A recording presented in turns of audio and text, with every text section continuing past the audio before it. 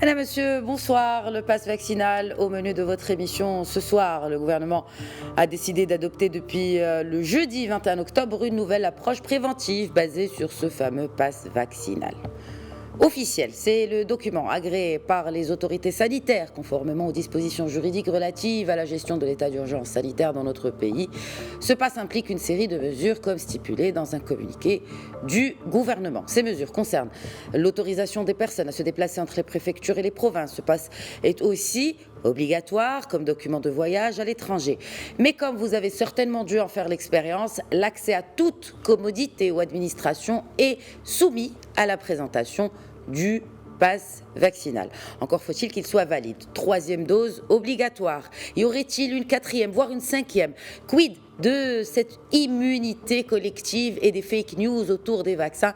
Pour répondre à nos questions ce soir, j'ai le plaisir de recevoir Dr Jafar Haikal, professeur de médecine, spécialiste en épidémiologie, en maladies infectieuses.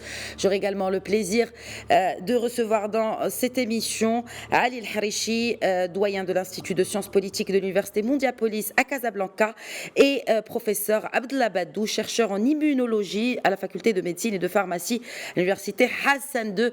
Bonsoir messieurs, merci d'être avec nous ce soir. Donc, on parle de passe vaccinal, mais on parle aussi de passe sanitaire.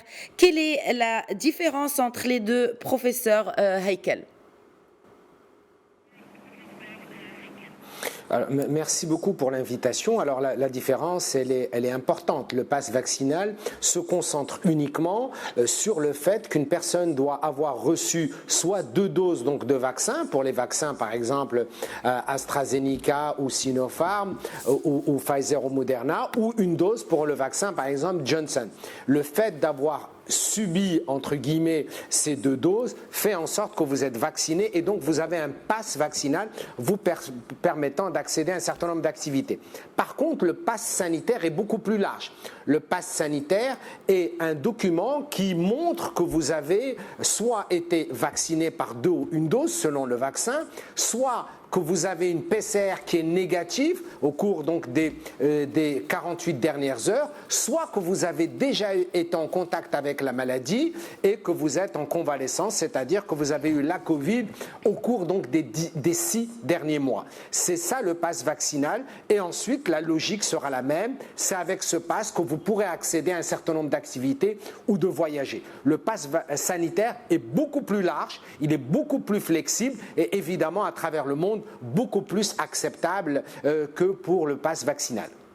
Mais qu'est-ce qui est en vigueur justement aujourd'hui au Maroc? Est-ce qu'on parle uniquement de pass vaccinal ou le pass sanitaire est également utilisé pour accéder à ces activités que vous avez évoquées tout à l'heure, ou aussi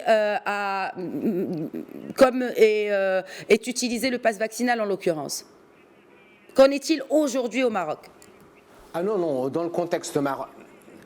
Alors, au Maroc, aujourd'hui, le communiqué n'a parlé que de passe vaccinal, c'est-à-dire on ne reconnaît que le passe vaccinal, c'est-à-dire on reconnaît simplement les personnes qui vont circuler avec un passe montrant qu'ils ont eu soit 2 doses au minimum pour pouvoir accéder à des entreprises publiques ou à des institutions publiques ou privées, ou alors faire leurs courses ou aller dans un restaurant, dans un café, ou même voyager. Donc au Maroc, ce qui est en vigueur, le communiqué ne parle pas de passe sanitaire, il parle uniquement de passe vaccinal.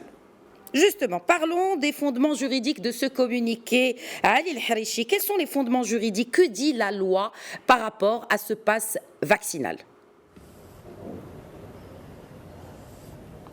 Bonjour, je vous remercie pour l'invitation.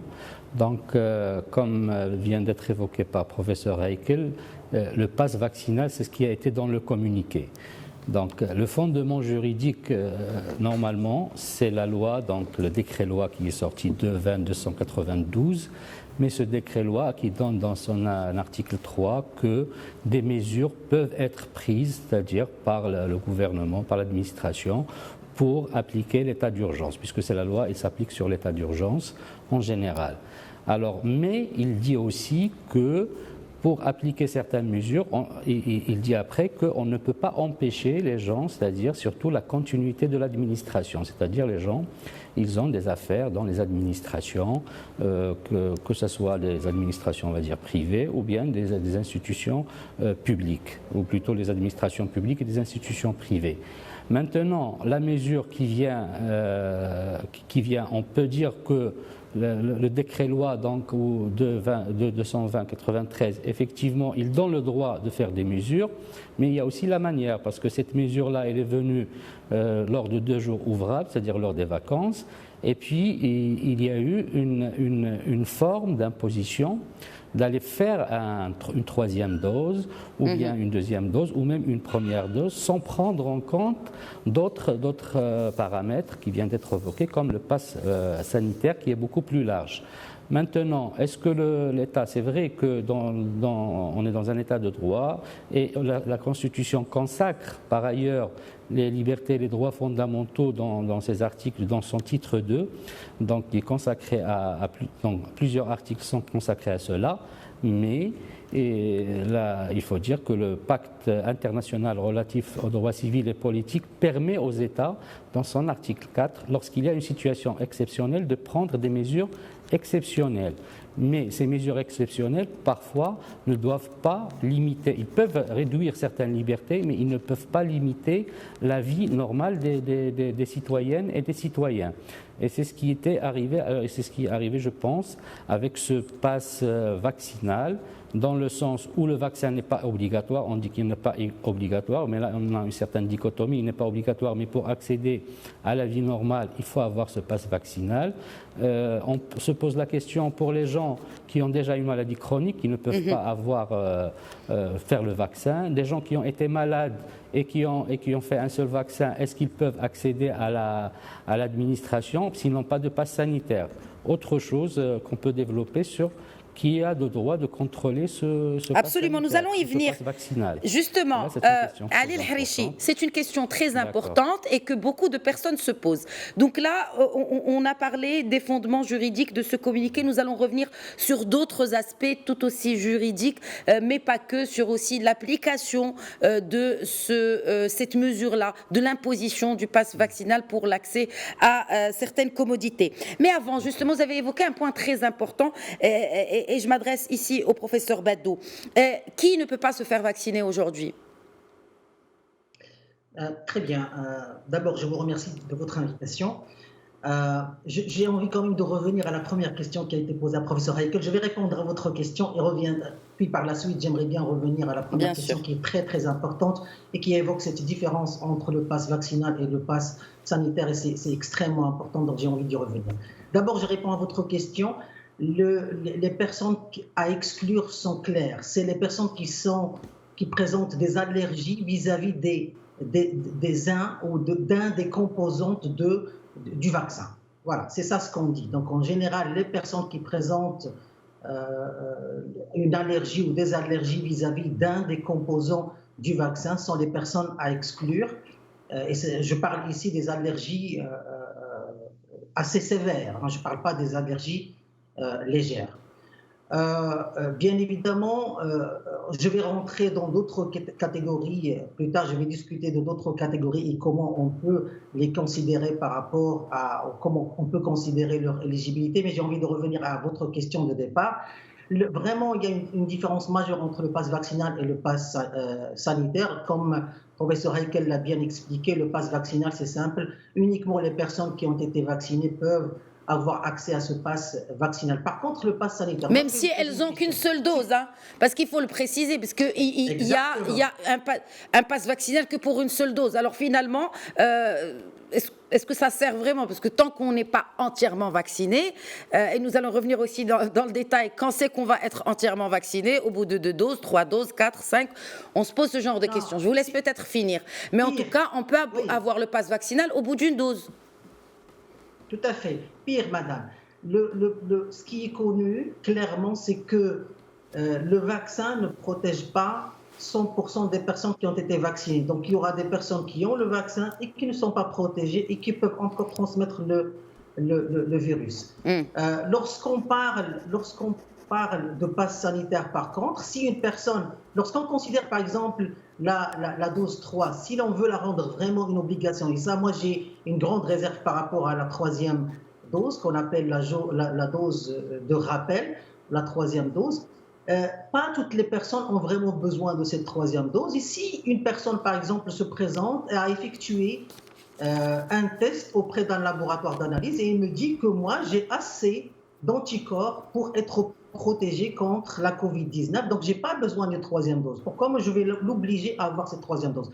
Cette catégorie de personnes, par exemple, peuvent avoir l'accès à un pass vaccinal. Pourquoi? Parce qu'ils ont encore assez d'anticorps, même lorsqu'on a dépassé les 6 mois, ils ont encore assez d'anticorps pour être protégés contre la Covid-19. Des personnes, par exemple, qui avaient déjà fait la maladie et qui ont assez d'anticorps, ils vont faire également un test, ils vont me dire, voilà, j'ai suffisamment d'anticorps, donc je n'ai pas besoin d'être injecté et de recevoir une troisième dose.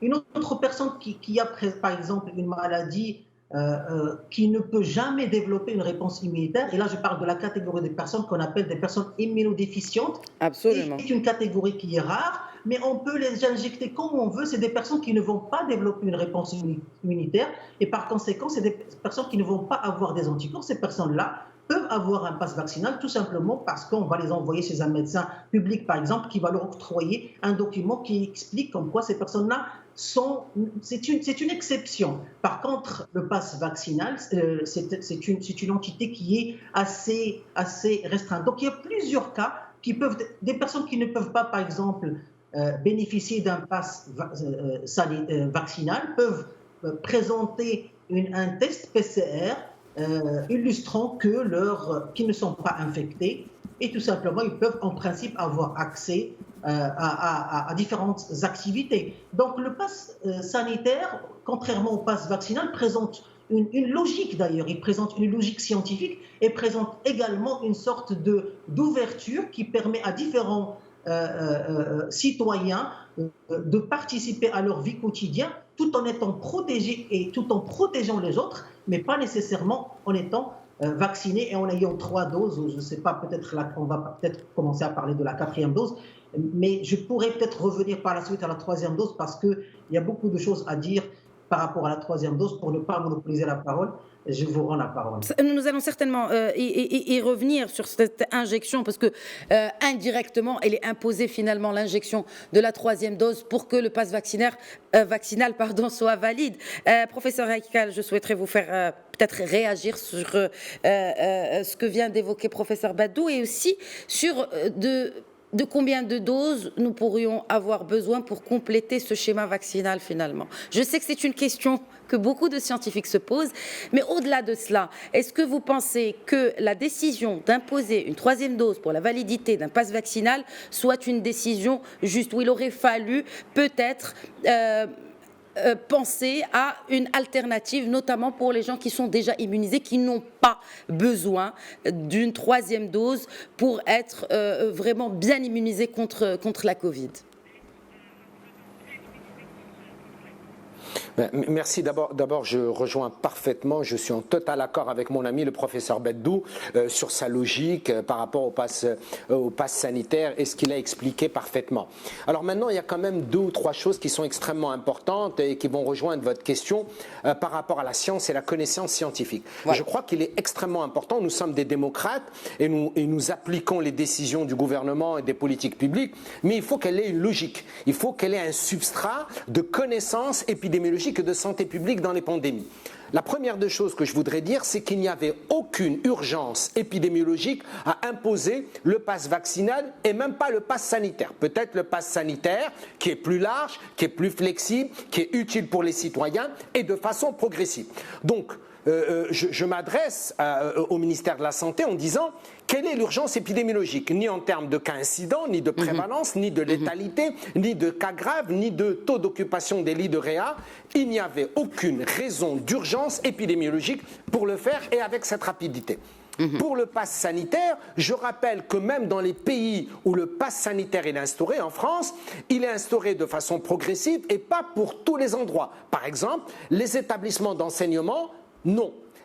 par exemple, les choses de base de la vie, les courses de base donc de la vie, l'accès aux institutions publiques de base ne sont pas interdites si vous n'avez pas le pass sanitaire. Donc il y a quand même une forme de flexibilité.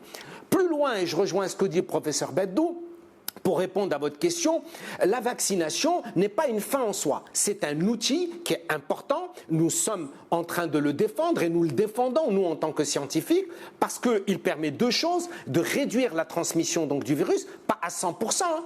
On peut être vacciné porteur et transmetteur. Il l'a réduit d'environ 68 à 70%. Mais ce qui est important, c'est qu'il réduit les formes graves et les hospitalisations et bien sûr le nombre de décès entre 85 et 90% de réduction du risque. C'est ça son intérêt. Mais ce n'est pas une fin en soi. Et d'ailleurs, je rappelle que les personnes qui ont fait la Covid et qui ensuite ont pris une seule dose de vaccin sont autant immunisées, sinon plus, que ceux qui ont reçu 2 doses. Et ça, c'est la science qui le dit. Absolument. Et enfin, le dernier point, d'ailleurs, l'Organisation mondiale de la santé et d'autres institutions ne recommandent absolument pas la 3e dose donc de vaccin, uniquement pour des catégories, comme l'a dit le professeur Beddou, qui sont immunodéprimées, qui ont un certain âge et pour des circonstances particulières.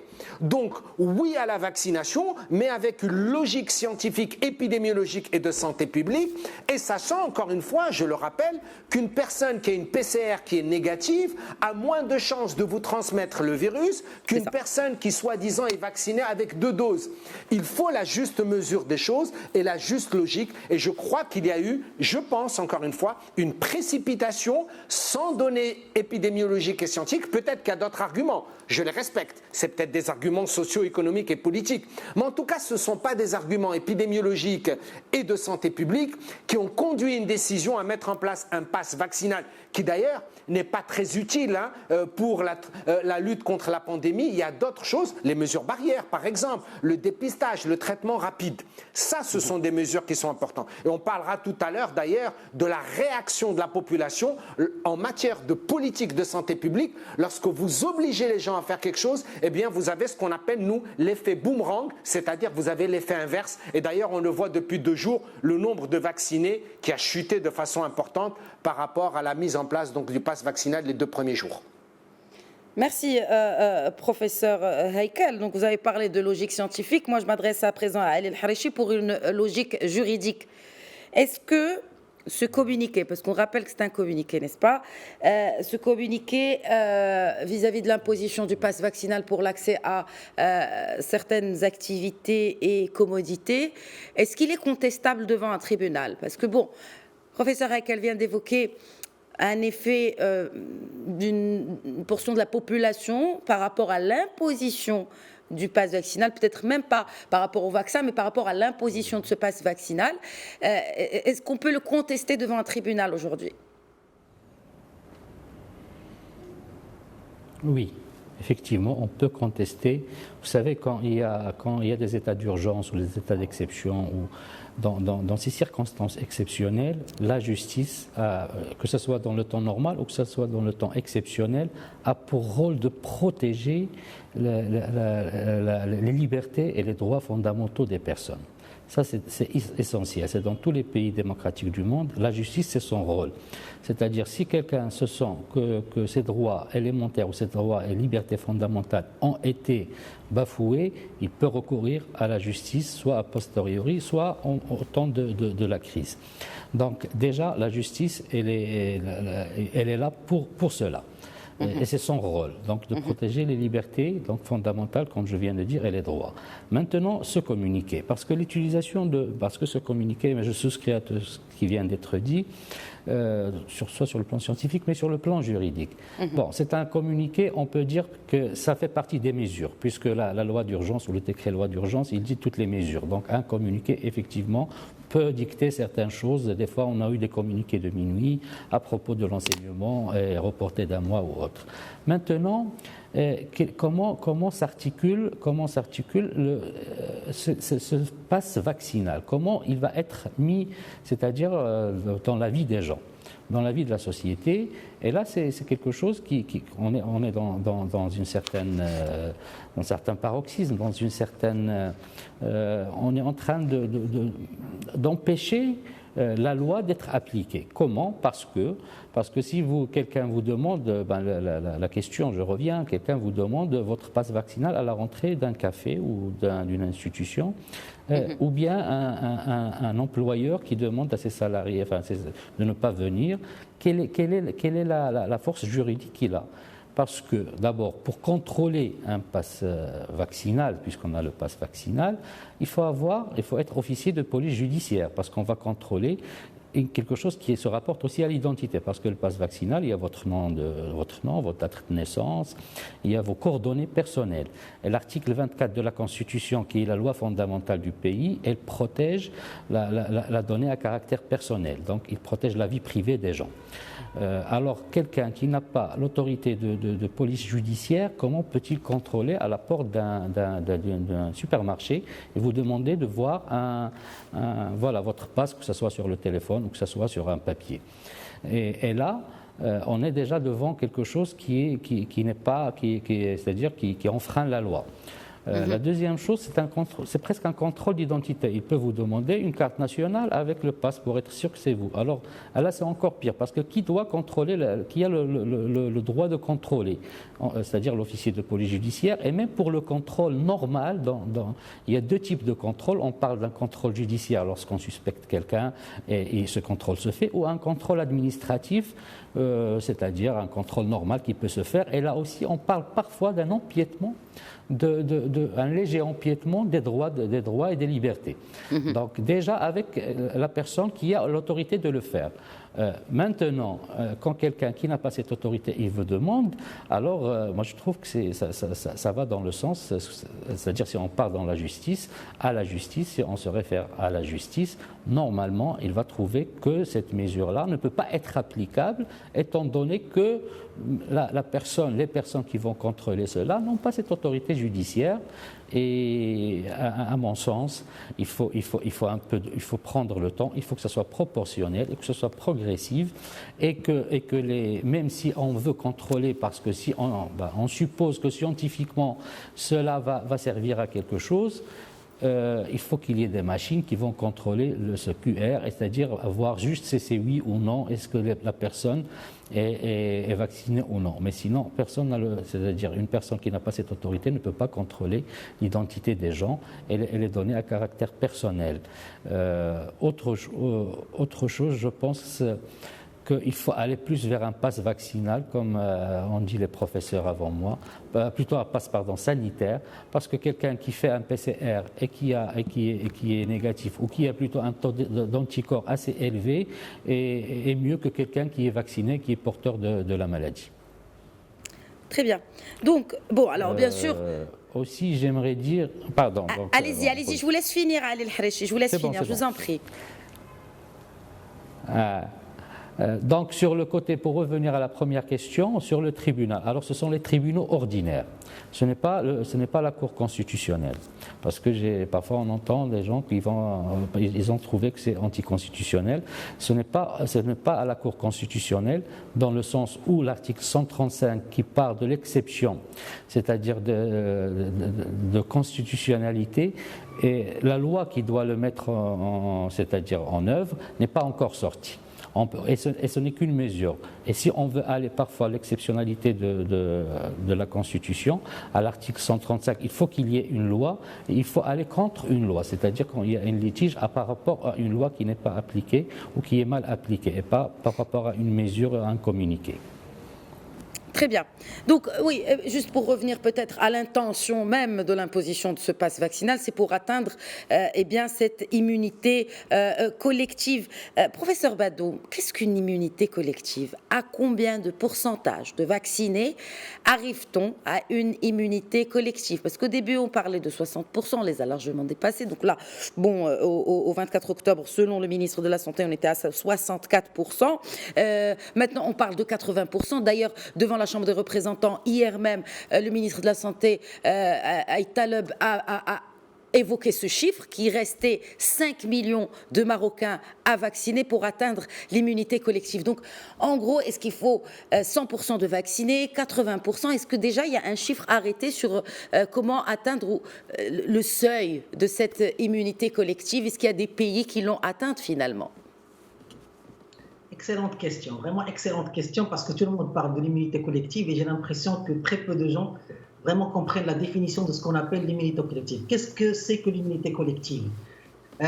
Lorsqu'on atteint une proportion de personnes pas vaccinées, protégées par le vaccin, lorsqu'on atteint une proportion de personnes de 60%, 70%, 80%, les personnes non vaccinées et non protégées restantes, c'est-à-dire les 20% et les 30%, vont être protégées automatiquement parce que tout simplement, on va atteindre l'arrêt de la circulation du virus. Donc, c'est ça l'immunité collective, c'est-à-dire on n'est pas obligé de vacciner ou de protéger tout le monde, toute la population pour atteindre et on va stopper la circulation du virus. Alors, pourquoi, comme vous l'avez bien signalé, ce pourcentage varie. Il va parce que l'immunité collective, c'est tout simplement une équation qui dépend d'une part de du R0, ce qu'on appelle le R0, la possibilité ou la probabilité que a le virus à se transmettre d'une personne à l'autre, l'ancien variant pouvant se transmettre d'une personne à 3, le variant Delta a la possibilité de se transmettre d'une personne à 6 jusqu'à 8. Donc il a une forte possibilité de transmission, d'une part, et elle dépend également de l'efficacité des vaccins. Donc nous avons deux paramètres très importants. D'abord, une plus forte capacité de l'actuel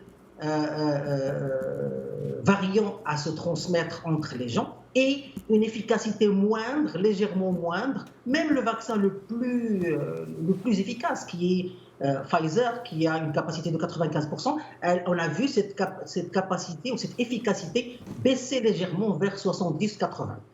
Donc, en fait, les spécialistes aujourd'hui, lorsqu'ils ont essayé de calculer ce pourcentage qui va nous mener vers l'immunité collective, même si, tenez-vous bien, même si on vaccine 100% de la population, on ne va pas l'atteindre. Ok. On ne va pas l'atteindre. Donc, ça ne rassure pas, professeur Bado, ce que vous dites. Ah non, je sais, mais je vais y revenir. Je parle de l'arrêt de la circulation du virus, mais c'est logique ça, parce qu'aujourd'hui, on voit des gens qui sont vaccinés et qui peuvent quand même transmettre le virus. Donc ce pourcentage qu'on doit atteindre pour arrêter la circulation du virus, on ne l'a pas aujourd'hui, même avec 100% de la population, mais le vaccin et la vaccination restent très très importantes. Pourquoi? Parce qu'ils protègent tout un chacun des maladies, de la maladie grave et de la rentrée à l'hôpital. Donc c'est extrêmement important de pouvoir protéger un grand nombre de personnes, notamment, et ça j'avais insisté dessus plusieurs fois, notamment les personnes les plus vulnérables. On doit se pencher sur les personnes les plus vulnérables et aller les protéger. Et bien évidemment, on pourra revenir par la suite à des médicaments, parce qu'il y a aujourd'hui des médicaments qui sont très prometteurs et qui sont dans le marché. Mais professeur Heikel a souligné tout à l'heure quelque chose de très très important. Au lieu de se pencher vraiment de cette façon sur la généralisation de la vaccination, qui malheureusement, à mon sens, parfois n'est pas vraiment, ne tient pas vraiment une logique scientifique, on devrait se pencher plus sur les mesures barrières. Aujourd'hui, on doit se pencher sur les mesures barrières. Absolument. Les mesures barrières qui sont simples à respecter, et on doit forcer les gens, on doit vraiment essayer de convaincre les gens pour respecter les mesures barrières, et cela pourrait nous donner vraiment un résultat extraordinaire, parce que, je le réitère, même si on vaccine 100% des personnes, le virus continue à circuler. Par contre, si on respecte bien les mesures barrières, on risque et on peut et on tendra vers l'arrêt de la circulation du virus. Donc, je ne veux pas être très pessimiste, je ne suis pas du tout pessimiste, mais c'est la science et c'est les données scientifiques actuelles. Pourtant, tout le monde continue à parler de l'immunité collective qui, selon les chiffres que nous avons aujourd'hui, malheureusement, on ne l'atteindra jamais. Voilà. Ok. On reste quand même dans le sujet de la vaccination. Et par rapport vous avez parlé de efficacité des vaccins. Moi, je vais aller encore plus dans le détail avec vous, professeur Heikel, sur l'efficacité des vaccins et sur des choses qui circulent autour de la population aujourd'hui. Est-ce qu'il faut un mélange de vaccins pour que la vaccination soit plus efficace. Cela me fait sourire parce que effectivement aujourd'hui on parle de vaccin comme si on allait parler on devient comme un scientifique finalement dans son laboratoire. Ah, je pense que si on mélange le Sinopharm avec un autre vaccin ARN, eh ben ça sera plus efficace. Que dit la science, professeur Heikel? Merci d'abord encore une fois, en total accord avec mon ami professeur Beddou sur ce qui s'est exprimé par rapport. C'est une utopie que de parler donc d'immunité collective. Et tous les scientifiques le savent. Je ne comprends pas pourquoi le ministre de la Santé parle encore d'immunité collective. Il peut parler de se rapprocher d'une protection collective. C'est du bon sens. Se rapprocher d'une protection collective. Mais parler d'immunité collective en virologie ou dans des phénomènes pandémiques, ça n'a pas de sens épidémiologique ni de santé publique et je le reprécise. En ce qui concerne les vaccins et ce qu'on appelle le panachage vaccinal, d'abord, il faut retenir une chose très très importante. C'est que la majorité des vaccins qui sont autorisés à travers le monde, l'agence européenne, l'agence américaine et le département concerné dans le contexte marocain, regardent d'abord deux choses qui sont importantes pour les vaccins. Un, leur efficacité et deux, leur innocuité.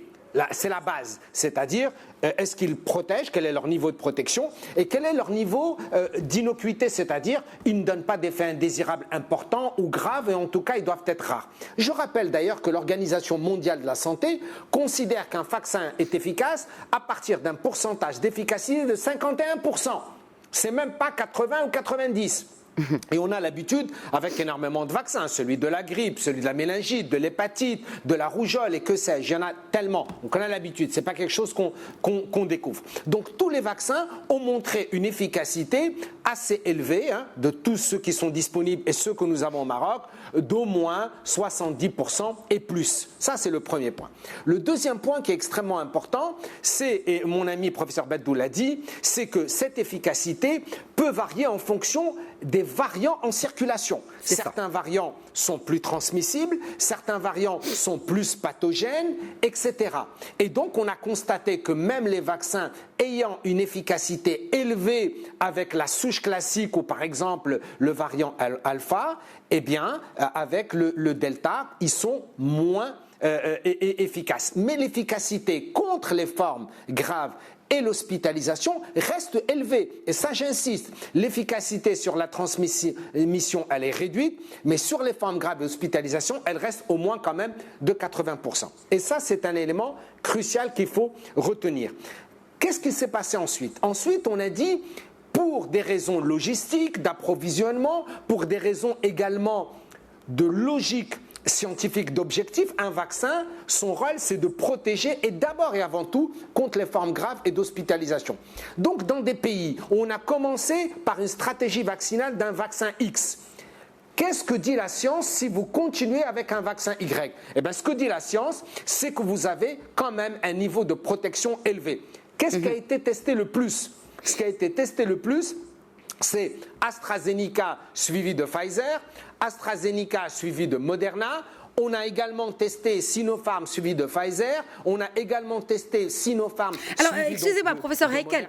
Professeur Heikel, je me permets de vous interrompre parce que vous avez dit on a testé. Qui? Sur qui? Oui. Ben, c'est-à-dire, non, pas dans le contexte marocain. Les études internationales qui ont été publiées, on a testé des personnes, par exemple, qui avaient pris deux AstraZeneca. On a pris des cohortes, ce qu'on appelle nous des cohortes, et on a suivi des gens à qui on a donné une troisième dose qui n'est pas la même que les deux premières, et d'autres personnes à qui on a donné les deux doses suivies d'une troisième qui est identique. Et on a vérifié le niveau de protection. Eh bien, le niveau de protection reste bon.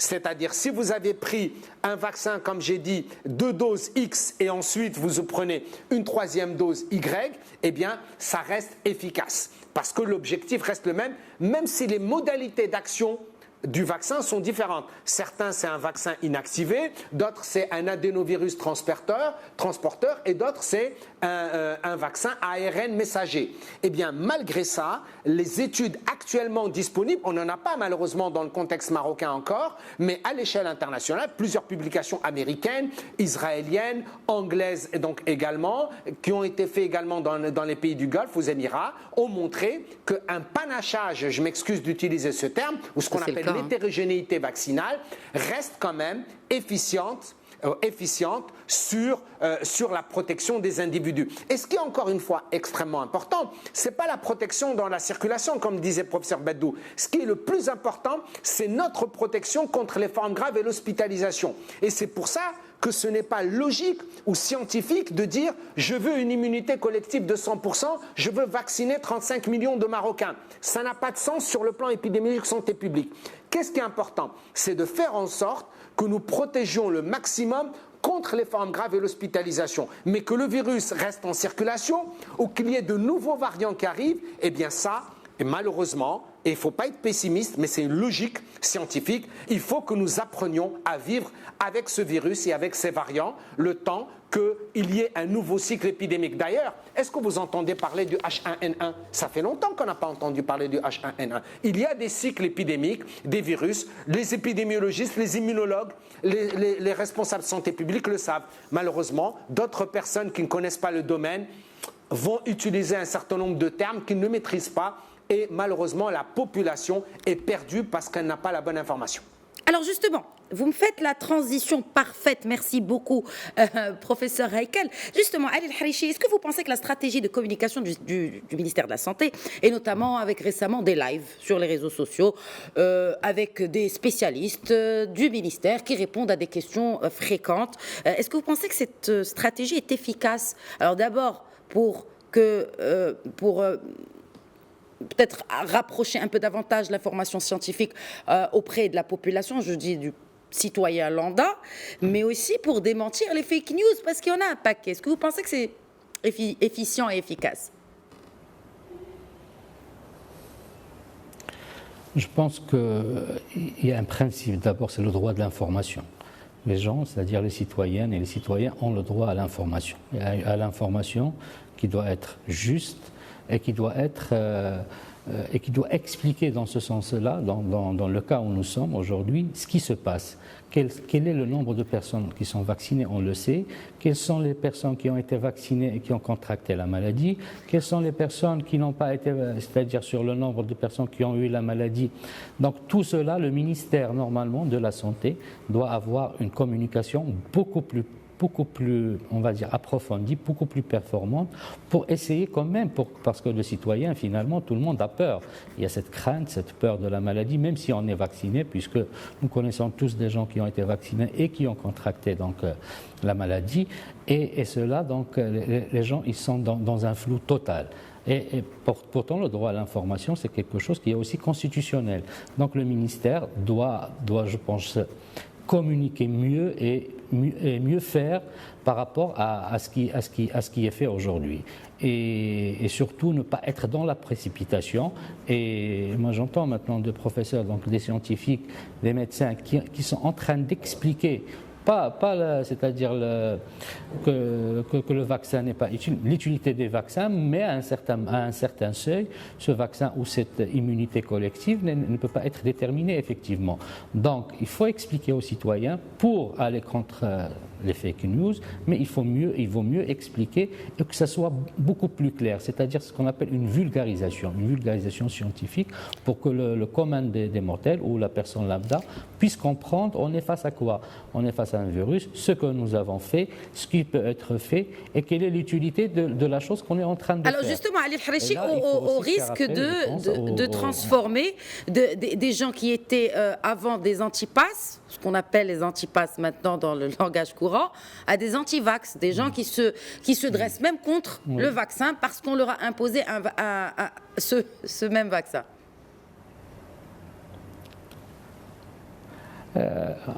En fait, la position des gens peut être différente. Il faut d'abord que les gens puissent comprendre quelle est la portée de la maladie et de la vaccination. C'est-à-dire que la vaccination, certainement, elle est utile, elle est importante. Mais quelle est la portée de la vaccination et d'une troisième vaccination, après même avoir été quelqu'un qui a contracté la maladie? Ça n'a aucun sens. Et les gens ne vont pas se transformer en anti-pass ou anti-vaccin parce que les gens ont refusé la manière avec laquelle cette imposition est arrivée, d'autant plus qu'elle s'inscrit parfois contre ce qui est scientifique. Un troisième vaccin d'urgence pour des gens qui ont déjà eu 2 vaccins et une imposition, c'est pour cela que les gens ont refusé. Il y a eu un refus parce que les gens vont dire le droit de disposer de son corps. Et c'est l'État qui doit assurer je reviens toujours à cette liberté, ce droit fondamental. On ne peut pas toucher le corps des gens, même s'il y a péril de cette manière-là. Donc c'est pour cela qu'il faut que la communication soit plus fluide, plus claire et plus sincère. Ce n'est pas des décisions qui viennent comme ça, et c'est-à-dire la population et les citoyens. Il y a aussi les réseaux sociaux. Il y a une conscience collective qui se développe aujourd'hui. Certainement, des gens ne sont pas spécialistes, commencent à chercher. On ne va pas leur en vouloir, mais les gens commencent à chercher. Ils voient ce qui se passe dans l'autre monde, ils voient les déclarations de l'OMS. On a vu la déclaration de l'OMS tous il y a 2 ou 3 jours. Par rapport au troisième vaccin. J'ai vu aussi au niveau du Parlement européen, il y a une résolution qui va être votée pour les gens, c'est-à-dire pour presque 1 million de personnes qui ont fait une troisième dose, je pense, et qui ont eu des effets, donc, quand on parlait de l'innocuité, des effets négatifs. Et ça, c'est une résolution qui est en train d'être faite au niveau du Parlement européen sur presque 1 million de personnes et sur 3 vaccins. Donc, il y a Moderna, Pfizer et AstraZeneca. Donc, les gens sont en train de voir ça. On ne peut pas leur apporter une autre information. Il faut être clair avec les gens, dire voilà, le vaccin, il est utile, il nous a permis effectivement de dépasser un certain seuil.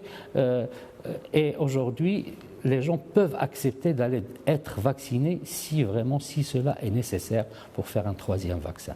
Merci. Alors, est-ce que, professeur Badou, il faut vraiment améliorer la manière avec laquelle on communique. Absolument, le message est clair. Alors, professeur Badou, est-ce qu'il faut vacciner les enfants? Qu'en est-il des moins de 12 ans? Maintenant, on parle des 5-11 ans aux États-Unis.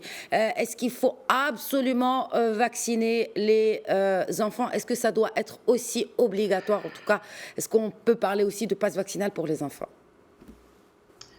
C'est compliqué, c'est des questions qui sont compliquées. J'ai envie de rebondir sur une question qui a été soulevée par M. Haraichi, qui était importante et qui se base sur les sciences. Je pense que c'est important que lorsqu'on prend une décision, qu'on reste vraiment basé sur la science. La question des enfants, et je pense comme mon ami professeur Heikel l'a bien dit, et je l'avais souligné moi également, ce qu'on recherchait auparavant, c'est arrêter la circulation du virus. Pour arrêter la circulation du virus, il faut vacciner un grand nombre de personnes pour atteindre l'immunité collective. Aujourd'hui, on n'a plus besoin de ça. Aujourd'hui, on a besoin de protéger les plus vulnérables, que lorsqu'ils sont touchés par le virus, ils ne feront pas de maladie grave, la maladie grave, et ils n'iront pas à l'hôpital. C'est ça notre priorité aujourd'hui. Mais j'ai envie de revenir quand même à... Donc j'ai répondu indirectement à votre question. Franchement, j'hésite encore par rapport aux enfants de moins de 12 ans. Pour le moment, j'hésite encore par rapport à cette question. Mais je pense qu'il est très très important, notamment par rapport au communiqué, lorsqu'on parle de la troisième dose, et M. Haraichi l'a souligné, lorsqu'on parle de la troisième dose, autant la première et la deuxième dose sont très très importantes. Il y a un consensus mondial auprès de toutes les organisations, tous les pays, que la première et la deuxième dose sont importantes, sont cruciales. Ça ne se discute pas. Et tout le monde doit aller se vacciner, première, deuxième dose. Autant, je ne peux pas forcer les gens d'aller prendre une dose qui est la troisième dose, alors qu'il y a encore des discussions autour de ça. Moi-même, personnellement, je me suis penché, mais j'ai pris des articles, je vous assure, au hasard. J'ai pris les 4 premiers articles que j'ai pu dénicher, sur lesquels je me suis penché. Aucun des articles ne m'a convaincu qu'il y ait une diminution de l'immunité au point qu'on ait besoin d'une troisième dose. Et puis par la suite, j'ai vu que l'Organisation mondiale de la santé s'oppose à la troisième dose. Et puis on vient ici au Maroc et on oblige les gens sur des bases scientifiques que personnellement, je ne comprends pas. Enfin, on les oblige indirectement, hein, professeur Badou. Je rappelle que vous êtes directeur du laboratoire d'immunogénétique à la faculté de médecine et de pharmacie à l'université Hassan II de Casa, donc de Casablanca. Oui. Donc, vous savez de quoi on parle. Merci pour la précision. Donc, merci pour la précision. Non. Mais je vous en prie. Oui, on parle aujourd'hui. Non, mais on parle de 3e dose au Maroc. Dans d'autres pays, on est déjà à la 4e dose. Donc, il y a des gens qui commencent à se poser la question est-ce qu'il faut qu'on aille se faire vacciner tous les 6 mois? Non, s'il vous plaît, s'il vous plaît. La 3e dose dans d'autres pays, les États-Unis, par exemple, ils donnent la 3e dose uniquement aux personnes vulnérables au-delà de 65 ans et les personnes qui présentent des maladies chroniques. La France, la même chose, uniquement les personnes vulnérables et ceux qui présentent des maladies chroniques. Ici, on dit toute personne qui a dépassé 6 mois doit prendre la 3e dose. Est-ce qu'une personne qui a 70 ans, 80 ans, présente le même risque ou présente la même vulnérabilité qu'une personne qui a 20 ans? Je vais obliger, à moins que j'ai vraiment, et là je ne contesterai pas cela, à moins que j'ai vraiment les données scientifiques qui prouvent que j'ai besoin de donner la 3e dose aussi bien à la personne qui a 80 ans qu'à la personne qui a 20 ans. Sinon, au moins, je la laisse, je veux dire, au choix de la personne. Et une personne qui va, par exemple, mesurer le taux de ses anticorps et trouve que le taux est très élevé, elle n'a pas envie de prendre une 3e dose juste pour prendre une 3e dose, alors qu'elle est protégée et présente encore des anticorps, a le choix de ne pas prendre cette 3e dose. Donc, juste pour conclure, on doit vraiment rester lié à la science et pas autre chose. On doit vraiment prendre des décisions sur des bases purement scientifiques. Et lorsqu'on veut, par exemple, indirectement obliger les gens à faire la 3e dose ou autres mesures, on doit le faire sur des bases scientifiques. Il faut qu'il y ait un consensus. Lorsqu'on prend une décision et que je vais fort avec cette décision, il faut qu'il y ait un consensus et que c'est une consensus, vous dites un consensus, mais un consensus auprès de la communauté scientifique marocaine, parce que de toute façon, on le sait, c'est dans le monde, c'est pas propre au Maroc, il n'y a pas de consensus autour du Covid, c'est clair. Non, mais quand vous dites consensus, c'est avec qui finalement? Parce qu'il y a une commission qui est, enfin en tout cas, qui gère cela au niveau du ministère. Je parle d'un consensus mondial, à l'international, qu'il n'y ait plus de discussion. Par exemple, la 3e dose aujourd'hui est encore discutable. L'Organisation mondiale de la santé s'oppose à la 3e dose. Sur des bases scientifiques, s'oppose à la 3e dose. Très bien. Donc c'est un peu compliqué de venir et dire à quelqu'un qui comprend très bien le système, qui comprend très bien le domaine, de le forcer, enfin, de lui proposer de prendre la 3e dose, alors que lui, il sait qu'il n'y a pas de base scientifique derrière. Juste pour dire quelque chose, je ne suis pas du tout contre le vaccin. Hein. Au contraire, j'enseigne la vaccination. La vaccination nous a aidé à éradiquer un grand nombre de pathologies. Je suis pro-vaccin. Mais sur des bases scientifiques et lorsqu'il y en a besoin. Voilà. Très bien. Professeur Heikel, est-ce que vous pensez que cette décision d'imposer indirectement cette 3e dose pourrait être revue ou devrait être revue? Oui, je pense, encore une fois, et je ne me suis pas du tout concerté avec mon ami professeur Badou, on pense exactement la même chose et on a la même vision. D'abord, je pense que la sagesse voudrait que le ministère de la Santé ou que le ministre de la Santé revienne sur le pass vaccinal. Je crois que c'est la sagesse et d'éduquer la population, de communiquer avec elle, de lui expliquer scientifiquement, épidémiologiquement, de santé publique, avec un langage basique, simple, l'intérêt de la vaccination et pourquoi on l'a fait pour les formes graves. Ça, c'est le premier. Deuxième point, montrer qu'il n'y a pas d'urgence non plus à imposer une 3e dose et que si nous devions la mettre en place, il faudrait la mettre pour les personnes ayant une immunité qui est affaiblie ou des personnes vulnérables ou des personnes âgées avec des comorbidités et ne pas l'imposer aux autres personnes. Et ensuite réfléchir à un pass sanitaire lorsque la situation épidémiologique l'exige. Je vous rappelle encore une fois, et c'est quand même incroyable que l'on ne puisse pas le montrer à la population, Il faut être vigilant, il faut mettre en place et maintenir les mesures barrières qui sont cruciales et importantes, comme l'a dit mon ami Beddou, dépister le maximum, faire en sorte que les Marocains, quand ils sont malades, aillent le plus vite voir le médecin dans le secteur public ou dans le secteur privé. Mais je rappelle que quand même, 98% des cas de Covid au Maroc sont guéris. 98%, c'est pas 10%, c'est pas 20%. Donc, la situation épidémiologique est bonne, on guérit 98% donc des cas, il y a des données scientifiques qui montrent professeur que si Haikal, le ministre l'a dit hier devant la Chambre des représentants en parlant justement de la situation, le Maroc n'est pas, je cite les mots du ministre Haït-Talb, le Maroc n'est pas à l'abri d'une éventuelle rechute épidémiologique. Est-ce qu'il y a des symptômes, j'ai envie de dire, d'une rechute épidémiologique logique, dans notre pays? Dans tous les pays, mais soyons sérieux, je m'excuse, c'est partout dans le monde, il faut rester vigilant, prudent, les mesures barrières. Les risques de rechute existent partout. Vous avez à Singapour 83% de la population qui est vaccinée et on a eu une augmentation des cas incidents également. Mais ce n'est pas parce qu'il y a une augmentation des cas incidents dans tel ou tel pays qu'il faut, encore une fois, imposer un pass vaccinal en 48 heures sans avoir des bases épidémiologiques. Et ce n'est pas grave, c'est ce qu'on appelle la résilience des politiques publiques. Lorsque vous avez une situation épidémiologique grave, eh bien on réadapte des mesures de politique publique. Mais vous ne pouvez pas appliquer la même politique publique d'obligation sans données scientifiques, épidémiologiques ou de santé publique et les appliquer tout le temps ad vitam aeternam. On les applique en fonction d'une situation. Il faut rester prudent, oui, les mesures barrières, 1000 fois oui, la vaccination également, mais avec du bon sens épidémiologique et scientifique. Et je répète, comme mon ami Beddou, je suis pour la vaccination, mais je suis d'abord et avant tout pour avoir des arguments et expliquer et donner, c'est un droit de la population d'avoir de l'information. Et je rejoins ce que dit l'Oustad Harachi. Ce n'est pas normal que nous n'ayons pas de données sur le nombre de vaccinés, le nombre d'effets indésirables, le nombre de personnes qui sont malades et qui ont été guéries. Là justement, est-ce qu'on ne dispose pas du tout de données? Parce qu'on parle aujourd'hui beaucoup de fake news. Est-ce qu'on dispose de données sur tout simplement les effets indésirables? On parle de personnes qui sont décédées. Je parle encore une fois des informations qui ont circulé sur les réseaux sociaux. Rapidement, je fais le dernier tour de table par rapport à cette question-là sur les effets indésirables du vaccin. Je commence avec vous, professeur Haikal, rapidement et pour clore cette discussion.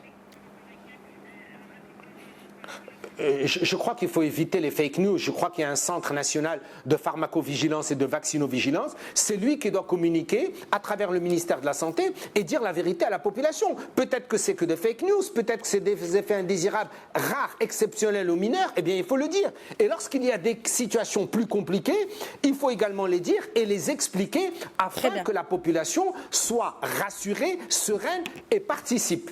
Et surtout, soit, j'allais dire, intègre la stratégie vaccinale, ou sinon, elle ne va pas l'intégrer. Merci beaucoup. Bon, on vient de m'informer que le temps de l'émission était écoulé. Merci beaucoup, professeur Haikal. Merci d'avoir répondu à nos questions. Je rappelle que vous êtes professeur de médecine spécialiste en épidémiologie en maladies infectieuses. Merci également au professeur Abdallah Beddou, directeur du laboratoire d'immunogénétique à la faculté de médecine et de pharmacie à l'université Hassan II de Casablanca, et Ali Lahrichi également. Je vous remercie. Je rappelle aussi que vous êtes doyen de l'Institut de sciences politiques de l'université Moudiapolis à Casablanca. Merci messieurs, merci d'avoir enrichi cette discussion ce soir. Voilà, c'est la fin de Questions d'actu. Très bonne soirée.